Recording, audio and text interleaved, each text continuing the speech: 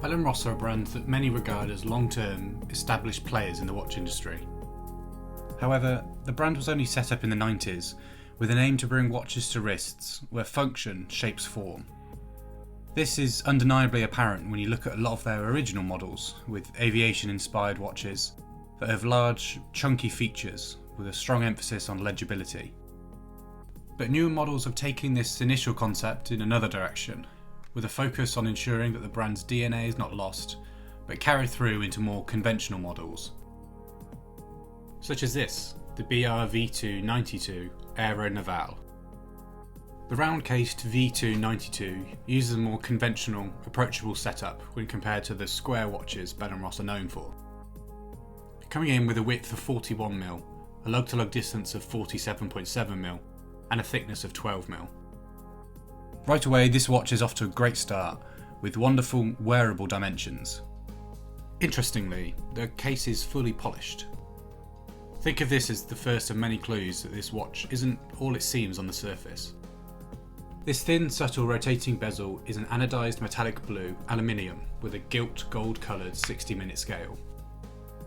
Subtlety really is the name of the game here, as bezels can quite easily feel quite dominating on watches. But this one is minimal, with an emphasis on being there when you need it. It's also bidirectional, which is helpful for day-to-day wear. A nice nod to Bell & Ross's history with pilots' watches, as well as being clue number 2. And now the dial.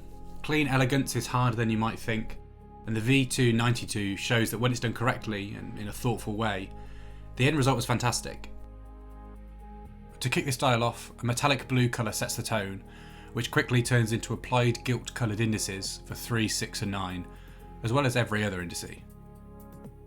These aren't just any normal indices though, as each is vertically brushed, giving off a stunning glow when the light hits it just right. Mix in the sunburst blue dial as well, and you'll be looking at quite the marvel on the wrist. Think of this as clue number 3.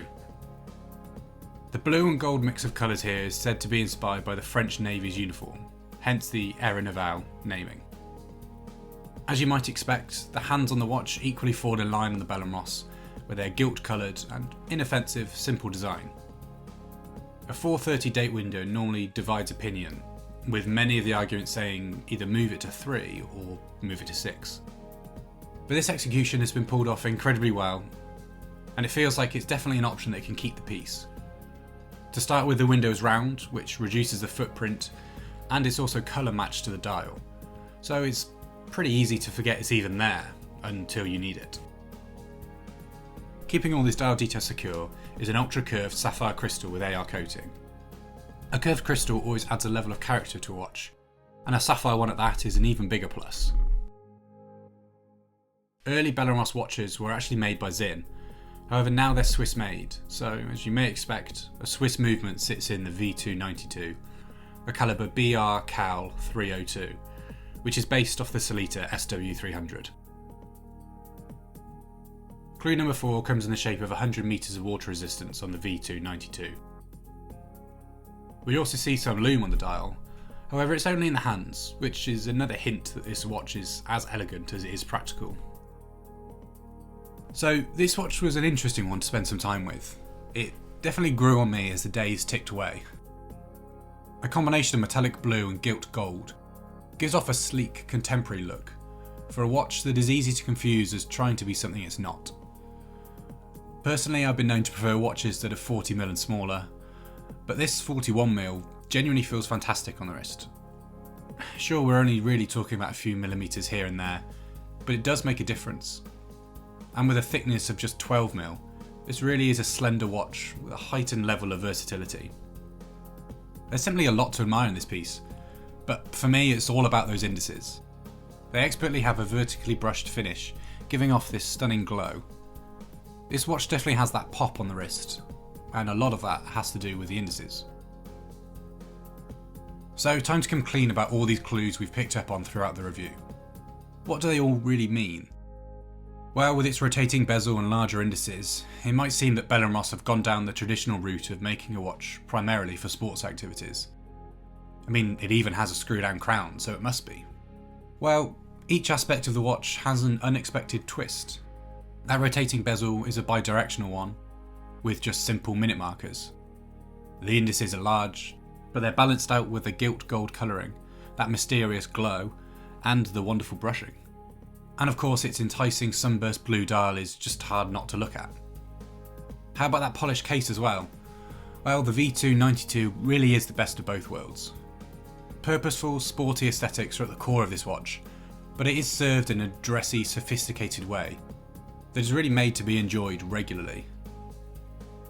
Sometimes you want a watch with a purposeful look, but have no real interest in dealing with a thicker case or larger hands, or even just too much information on the wrist. The V2-92 gives you that tool watch taste, with class thrown in. This watch is just a fantastic example of how influential colours and material choices can be on a watch. But don't take our word for it. Bell & Ross offer the V2-92 in 5 other different colours and styles, each with examples giving off a very different purpose. This really does show the value in strong design choices. Let's move on to a few straps for the Bell & Ross that can really elevate its aesthetic. Let's start with what Bell & Ross are familiar with: practicality. The 328 rubber NATO is one of our longest standing products in our range, and for good reason. It's incredibly comfortable, well made, tactile, and works with just so many watches. A rubber NATO isn't really something you think you need until you try it out and realise actually what you've been missing out on. Here on the Bell & Ross, the navy blue option works to play with the watch's sporty side, all while remaining slim and understated. Let's stick with what Bell & Ross are known for, and with another NATO. But this time we've gone for the grey iridescent NATO to give it a more casual feel. With all the credit going to the blue, the watch has a characterful, light-hearted side, which is why the grey is a wonderful colour to bring it out.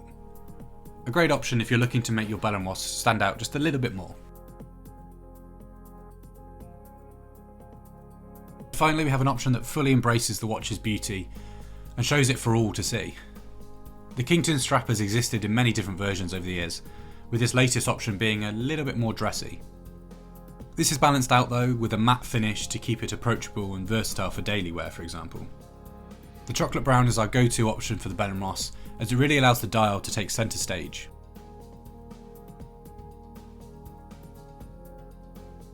So let's move on to things we would change on the watch, and for its intended purpose, we wouldn't really change much, if anything. Sure, we could say change X to make it more like Y, but that isn't really the point of this watch.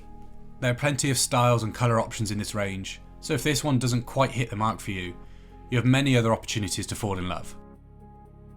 As an offering that combines sportiness with elegance, it's a fantastic watch. Not many other watches can pull off this balance this well. The Bell & Ross V2-92 Aeronavale is for those among us who want to share their passion for purposeful tool watches in a meaningful, understated way.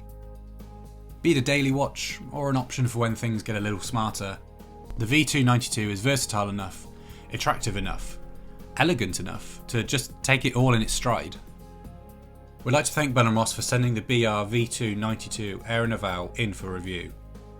To find out more and to explore more from the range, we'll leave a link in the description below. Thanks for watching, and we'll see you in the next video.